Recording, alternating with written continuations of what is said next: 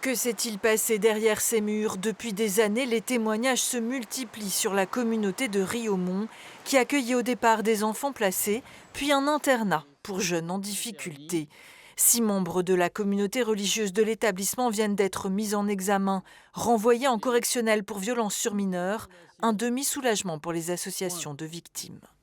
On voit bien que là, on avance vraiment, au compte-gouttes, quoi, hein. On arrive, il y a plusieurs mises en examen et cetera. Enfin, c'est bon, les témoignages sont suffisamment saisissants, coïncident les uns avec les autres pour qu'on soit en capacité de se dire à un moment donné, il y a quelque chose de dramatique qui s'est passé là-dedans, il y a quelque chose d'énorme, et qu'on soit en capacité de mettre les moyens et d'arriver à trouver effectivement tous les bourreaux et leurs complices. Moi, j'y tiens, hein. La justice s'est déjà intéressée à ce village d'enfants suite au suicide d'un élève au sein de l'établissement en 2001. Il avait dénoncé à sa grand-mère des maltraitances, mais cela a abouti à un non-lieu.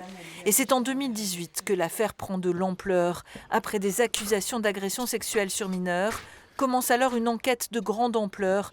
Près de 200 enfants auraient été entendus. Élève dans les années 70, Bruno livre son témoignage. Ça s'est passé à la ferme de Riaumont, un après-midi où il m'a coincé au niveau de la grange.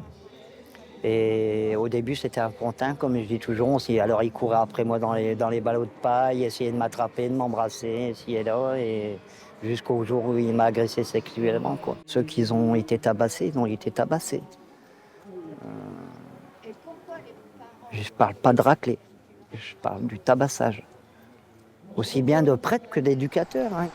Le premier procès concernant Riaumont doit se tenir mardi. L'ancien prieur âgé de 60 ans sera jugé pour consultation habituelle en ligne et détention d'images pédopornographiques.